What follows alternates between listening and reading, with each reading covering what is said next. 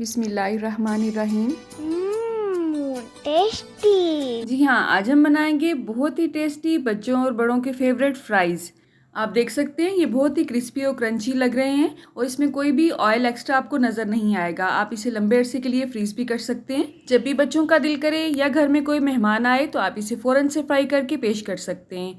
तो चलें आज की इस वीडियो का आगाज़ इस दुआ के साथ करते हैं कि अल्लाह आप सबका दस्तरखान सजाए रखे और हम सबको सेहत और ईमान का रिज़्क़ अता फरमाए।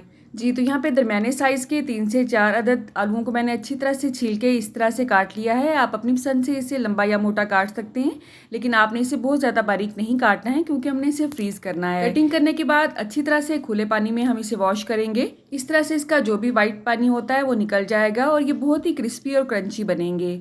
तो मैंने सॉस पैन में इतना पानी डाला है जिसमें ये डिप हो सकें। छोटा सा चम्मच मैंने इसमें नमक का ऐड किया है। अब इसे हमने बॉयल करना है, बहुत ज़्यादा इसे उबालना नहीं है हमने। दरमियानी आंच पे जब पानी अच्छी तरह से गर्म हो जाएगा तो जस्ट 1 से 1.5 मिनट के लिए इसे उबालेंगे। इसी दौरान ये तकरीबन 40 to 50% तक पक जाएंगे। बस इतना ही हमने इसे पकाना है, मुकम्मल तौर पर इसे नहीं पकाना है हमने। उसके बाद चूल्हा बंद कर देंगे। एक्स्ट्रा पानी इसका रिमूव करके इसको टैप वाटर में अच्छी तरह से वॉश कर लेंगे ताकि इसका जो कुकिंग प्रोसेस है वो मुकम्मल तौर पे रुक जाए। तो आपने देखा ये मुकम्मल तौर पे पके नहीं हैं, अच्छे खासे भी हार्ड हैं।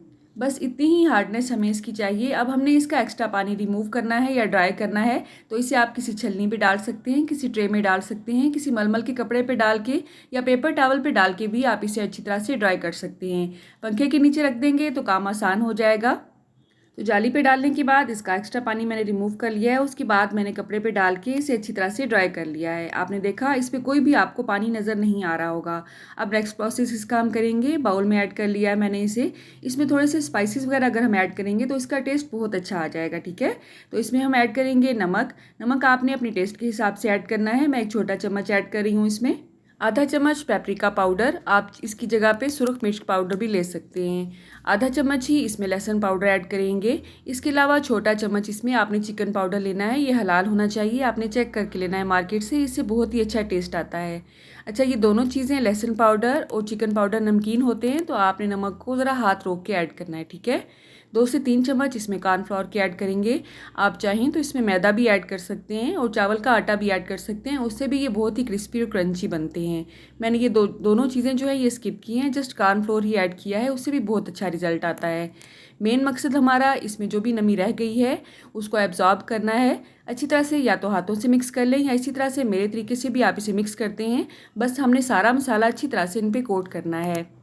इसमें कोई भी हर्ब्स भी आप ऐड कर सकते हैं, जैसे कि पुदीना पाउडर होता है, ओरिगेनो पाउडर या रोज़मेरी पाउडर वगैरह।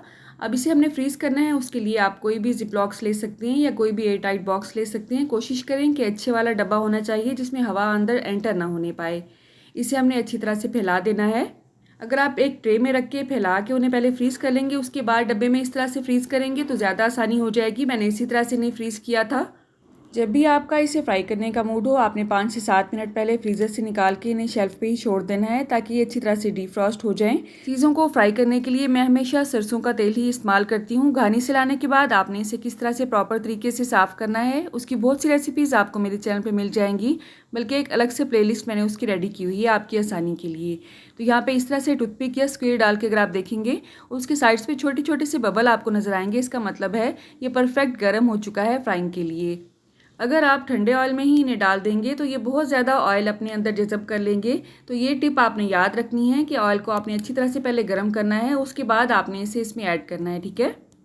और ये पॉइंट भी बहुत अहम है कि आपने इसे 5 से 7 मिनट के लिए पहले निकाल के रखना है, उसके बाद आपने इन्हें फ्राइंग के लिए पैन में ऐड करना है। लहसुन पाउडर अगर आपने इसमें ज़्यादा ऐड कर दिया तो ये नीचे से चिपकना शुरू हो जाते हैं, तो आपने लहसुन पाउडर को भी हाथ रोक के इसमें ऐड करना है क्योंकि ये बहुत ज़्यादा ठंडे होते हैं। तो जैसे ही आप ऑयल में इन्हें डालेंगे तो आपको लगेगा कि ये मुकम्मल तौर पे अच्छी तरह से भी पक नहीं रही हैं, तो आपने चूल्हे की आंच को थोड़ा सा तेज़ कर देना है ताकि ये अपने टेम्परेचर को मैनेज कर सकें। अब मैं इन्हें थोड़ा सा ब्राउन कलर आने तक फ्राई करूँगी। आपको जिस हद तक इसका कलर पसंद है आपने उस हद तक इसे फ्राई करना है, या तब तक जब तक ये क्रिस्पी ना हो जाए। तो अच्छी तरह से जब अच्छा सा कलर आ चुका है इन पे तो मैं इसे जाली में निकालूंगी। आप इसे पेपर टॉवल वगैरह पे भी निकाल सकते हैं। अच्छा, फ्रीज़र से निकालने के फ़ौरन बाद अगर आप इसे ऑयल में ऐड करेंगे तो आपको इस तरह से फेस करना पड़ेगा ये मसला। ये जिस तजर्बे के लिए मैंने आपको दिखाया है ताकि आप ये गलती ना करने पाएँ। एक तो ये डीफ्रॉस्ट नहीं हुए हैं, बहुत ज़्यादा ठंडे हैं इसलिए जुड़े हुए हैं। अंदर से ये कच्चे रह जाएंगे, ऊपर से ये जल जाएंगे और किचन अलग गंदा होगा। तो आपने इस तरह की गलती नहीं करनी है। आपने देखा बहुत ही अच्छा सा कलर इन पे आया है, अल्हम्दुलिल्लाह टेस्टी भी ये बहुत थे। एक दफ़ा मेरे चैनल की प्लेलिस्ट को ज़रूर चेक करें, इंशाल्लाह बहुत ही काम की रेसिपीज़ आपको वहाँ मिलेंगी। अल्लाह आप सबको सेहत और ईमान का रिज़्क अता फरमाए और हम सब के रिज़्क में कसरत से ज़्यादा बरकत और आसानी अता फरमाए। वीडियो अच्छी लगी हो तो कमेंट बॉक्स में एक छोटा सा हार्ट भेजेंगे तो मेरा दिल बाग बाग हो जाएगा। रुके रुके सुने, जाने से पहले वीडियो को लाइक कर दें, अच्छी लगी तो शेयर कर दें और सब्सक्राइब करने के बाद बेल का आइकन भी ज़रूर प्रेस करें। जज़ाकल्लाह। मेरी नेक्स्ट वीडियो तक अल्लाह हाफिज़।